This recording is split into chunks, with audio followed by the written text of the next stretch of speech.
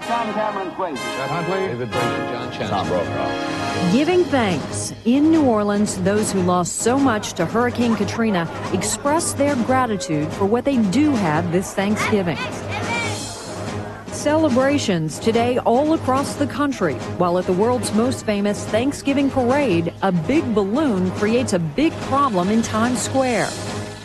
No holiday in Iraq, another deadly day.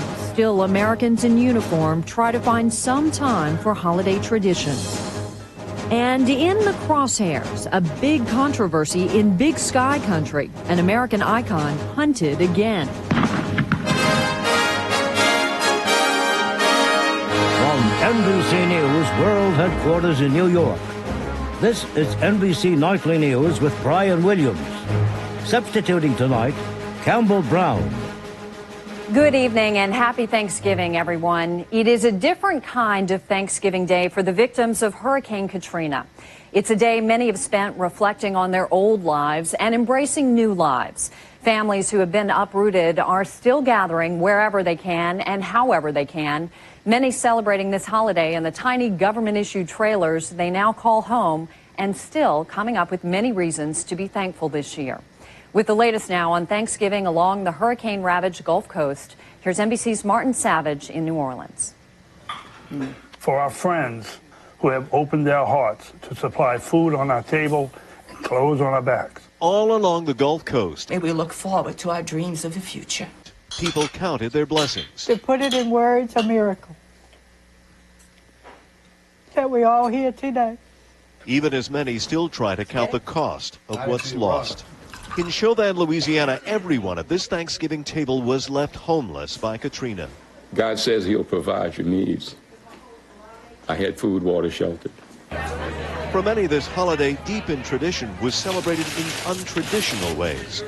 In Bayou La Batre, Alabama, meals came not from the kitchens of family, but the kindness of strangers. In Bay St. Louis, Mississippi, they sat down together outdoors under blue skies at long tables. How's the food? Reminiscent of that first meal long ago.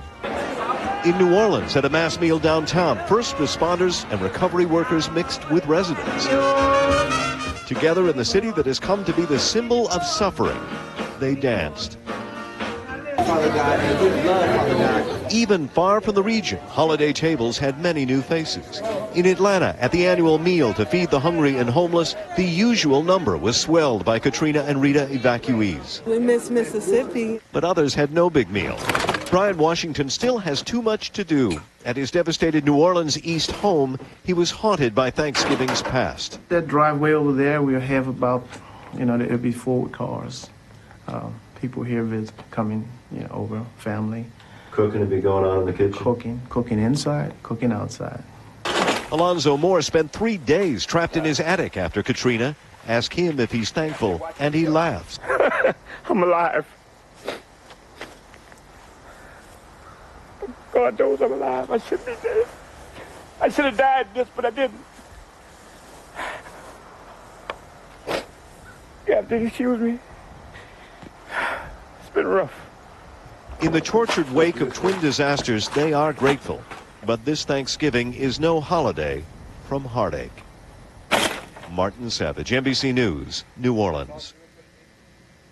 Around the rest of the country and some other parts of the world today, people celebrated Thanksgiving with the usual traditions, but the day did bring some surprise and drama. In New York City, it began as a perfect day for the Macy's Thanksgiving Day Parade. 5 new characters were flying high in their inflated debut, but the wind changed everything. The M&M balloon snagged a street lamp, sending it crashing to the ground, injuring 2. Both are said to be in stable condition. It caught on his seam, and then it just started to pull the balloon open a little bit, and then it caught on it, and it just finally just popped it right off. In Philadelphia, Mother Nature cooperated, the sun shining down on the country's oldest Thanksgiving Day parade. Out west in Salt Lake City, those less fortunate were served an outdoor feast by community volunteers. While in Los Angeles, a priest nicknamed Father Dollar Bill lived up to his name, handing out cash to the poor. There's a $100 bill for you. Today, consumers opened their wallets too, as stores that would normally take the holiday off were open for business. At his ranch in Crawford, President Bush spent the day with family, making phone calls to troops overseas. Turkey. You know, you can always grab 2 plates. Look at that. In fact, from Afghanistan to Kosovo, U.S. and coalition forces were treated to turkey with all the traditional trimmings. It's different, so it's just something that I have to get used to for right now. So next Thanksgiving, hopefully I'll be home with my family. Thanksgiving around the world and here at home tonight. Across Iraq, though, it was another day of bombs and bloodshed. In the town of Hilla, a suicide car bomb exploded in a crowded market, leaving as many as 11 dead. Another suicide attack in the nearby town of Mahmoudiya took an even higher toll and wounded several Americans. Here's NBC's Mike Betcher. Violence did not take a day off in Iraq. In the embattled city of Mahmoudiya, more than 30 were killed and dozens more wounded when a car bomb exploded in front of the central hospital. Huda Ali Mahmoud lost her child in the bombing. Charred people were thrown around, she said. Many people. My son died. What can I do? The intended targets, probably an American Army Civil Affairs team, passing out toys and assessing the hospital's needs. 4 of them were wounded. A rash of suicide bombings in the last 7 days have killed almost 200 people in Iraq. American soldiers have often been the targets. Thank you, Thanksgiving. Thanksgiving provided the briefest of respites for them today. Turkey and all the trimmings were served to more than 140,000 troops in mess halls and field kitchens all over Iraq. My brother and this is my nephew right here. At one table in Camp Victory in Baghdad, the Cunninghams, 2 brothers and the son of one of them, together in war and for Thanksgiving dinner. Happy Thanksgiving. Hey, if we can't be at home, at least we're all together right here in Baghdad. After Thanksgiving meal, U.S. soldiers resumed dangerous jobs that do not allow for a day off. Some helped to rebuild neighborhoods hit by bombs in the past week. After 2 suicide bombers destroyed his neighborhood last Friday, a young boy sat stunned and confused as he tried to comprehend what had happened to him. Now, with the help of a U.S. soldier, he is laughing again. Iraq exists in a cycle of attack and recovery, and with only the weapon of human contact, one recovery was accomplished. A little something to be thankful for in Iraq this day. Mike Betcher, NBC News, Baghdad. We are learning a lot more tonight about why the government made a surprise shift in its legal strategy against Jose Padilla, an American terror suspect originally accused of planning a dirty bomb attack inside the U.S. Earlier this week, the Bush administration brought less serious charges against Padilla, while at the same time insisting they are still as worried about him as they ever were. So why then the change? As NBC's Rosalind Jordan reports, it involves the issue of torture. For 3 years, this man, Jose Padilla, has been in a U.S. military prison, held indefinitely as an enemy combatant. The government initially said Padilla was plotting to explode a radiological bomb and to blow up apartment buildings. This week, in a stunning reversal, the so-called dirty bomber was charged, not with a bomb plot, but with recruiting people for overseas operations and raising money for terrorists. We are bringing this prosecution at this time because it is the appropriate thing to do. One former senior U.S. official tells NBC News today that one of the sources who provided information about Padilla, the 9/11 mastermind Khalid Sheikh Mohammed, was subjected to forced near drowning while being held in Egypt, a revelation one of Padilla's lawyers says is long overdue. Allegations of torture of senior al-Qaeda officials as being the basis for charging Mr. Padilla could have been very damaging to the government's case. Khalid Sheikh Mohammed's account helped authorities justify holding Padilla, but the allegations of torture raise questions about the validity of that information. Human rights activists say torture produces unreliable testimony. In the long run, it's going to make it harder to keep these potentially very dangerous people in prison. This was a foolish and short-sighted policy. But officials worry that publicizing interrogation practices could endanger the war on terror, especially at a time when the issue of American treatment of enemy combatants has become a political lightning rod. Experts say that's why the government is changing tactics. In the case of Padilla, they're tailoring their case to the evidence that they can adduce without revealing their secrets. The CIA's own inspector general criticized these interrogation practices, including the waterboarding of Khalid Sheikh Mohammed. But U.S. officials say these practices may have a positive benefit. They could prevent future attacks against Americans. Rosalind Jordan, NBC News, Crawford, Texas. Up next, NBC News In Depth, Delta Company. When they came home from Iraq the first time, they thought the hard part was over. Then they went back. And later, remember the president's old FEMA director, Michael Brown? He says he learned his lessons, and now they're for sale. NBC News In Depth tonight, far from home with Delta Company. This week, NBC's Jim Maceda has been embedded with the soldiers of the 3rd Infantry Division's Delta Company, traveling roads that became so familiar in their first sweep into Iraq. Tonight, he shares their views of the war and the changes they have seen in depth. There's Pearl, Ray, Bullock, Law. Just a handful among a few dozen names with a special ring for the soldiers of this 3rd Infantry Battalion. Band of brothers, it's a very good and appropriate term. And they are role models for the younger soldiers coming in. They were the tip of the spear, the first American tanks into Baghdad. Everything that stood in our way, we came in and took it out. In 3 days, their company, known as the Assassins, captured the seat of power and created a 10-square-mile beachhead that became the Green Zone. Its main entrance is still called Assassin's Gate. For months, they were the new sheriffs. Go on! Catching looters, controlling angry crowds. I thought after I left the first time, I would never come back. But the Assassins did come back and are now just 2 months from the end of their second tour of duty, patrolling the very same roads, manning the same bridges. Pretty much I land, I can't believe this. I'm at the same spot, same place. Those who had fought their way into Baghdad some 32 months ago believed they had liberated a people from a brutal dictator. They thought the hard part, toppling Saddam Hussein, was behind them. But along the way, they learned they were wrong. The mission only got harder, more dangerous. Last time I knew I was secure. We was fighting with the tanks and, we didn't have no car bombs, no suicide bombs, no IEDs going on. But despite the high risk, this band of veterans says America is getting it right. They've seen Iraqi lives improve. The war is winnable, and I believe Iraq's going to be, they're going to be prosperous. And they say they have a personal reason to finish the fight. They started it.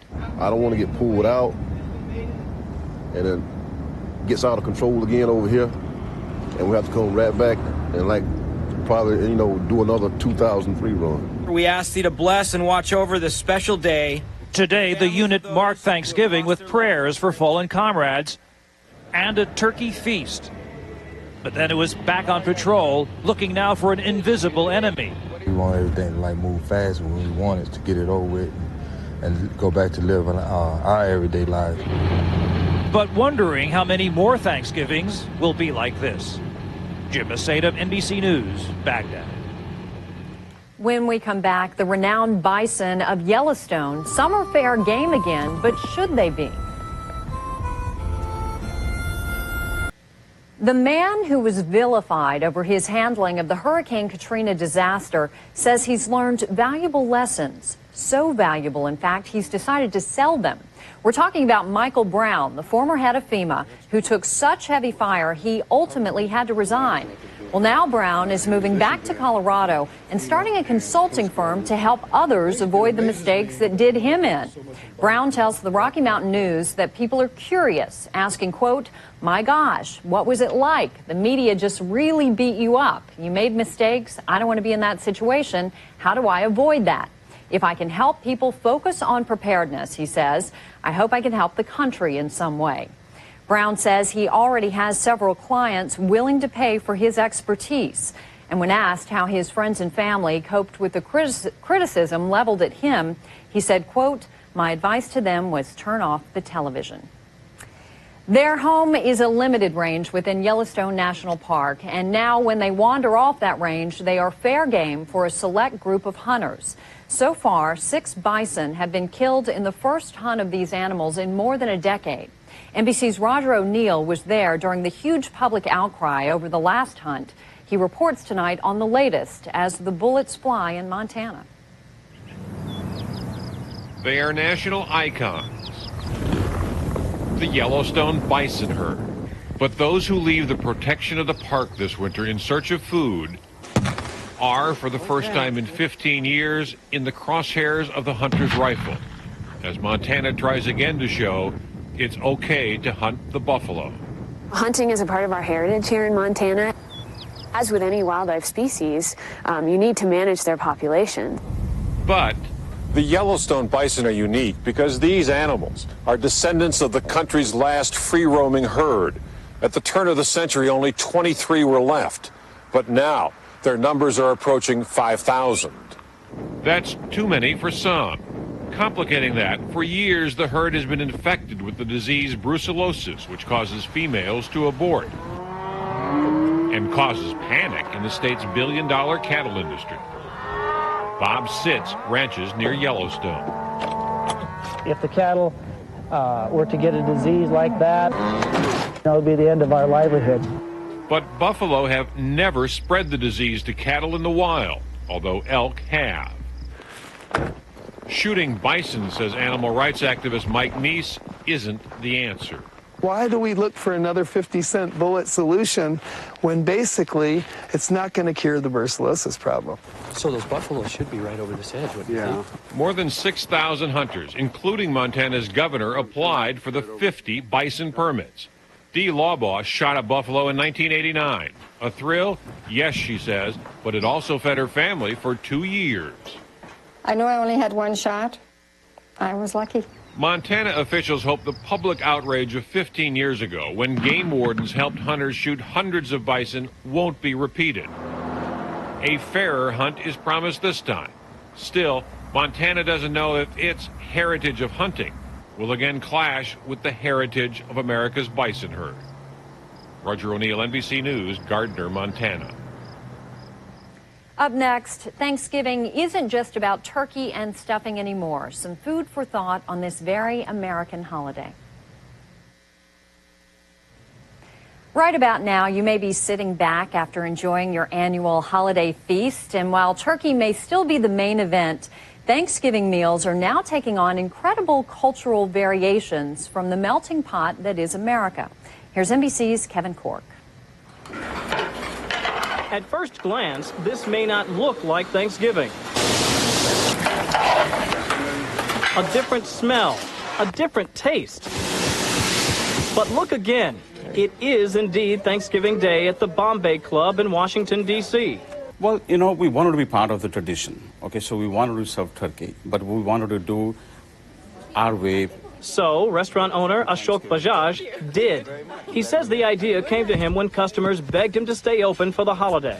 We caved into the pressure and we started opening for Thanksgiving. The oven is deeping down, you know, and the heat is coming from all the sides. For years, Americans thought of Thanksgiving and pictured this. But in a nation that celebrates its diversity, many are finding ways to make the most American of holidays their very own. At Hop Woo in Los Angeles, hundreds buy turkeys that are prepared just like a Chinese roast duck.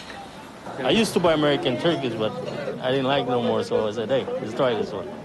But back home, we don't have this kind. It's the spirit of the holiday that's taking hold, and not just at restaurants like you might find here in Chinatown, but at homes all over America, where the idea of the holiday may still be foreign, but the values of family and giving thanks are not. The holiday is all about abundance and celebration. So whatever the foods are that make you happy, that make you feel you're really having a celebration and a family celebration, those are the things that people are making and rejoice in. For dessert, Mamita, she's the dessert lady. For Silvia Iraita, a Salvadoran immigrant, family means pastelas de peña. It's good. It's good. Everybody enjoys it with a cup of coffee, sit down and have some of that. And tamales, right, Mamita? It's really good. Back at the Bombay Club, it's turkey with a twist. I think this is the great holiday I adopted when I came here, became part of it. A part of something as American as tandoori turkey. Kevin Cork, NBC News, Washington. Finally tonight, a little bit of good news about what's on your plate today. A new study says an abundance of cranberries may actually be good for your teeth. Dental researchers found that a compound in the fruit may prevent tooth decay and cavities. Just a little something to help you rationalize going back for seconds. That is Nightly News for this Thursday, November 24th. Once again, everybody, have a happy Thanksgiving. We'll see you back here tomorrow night.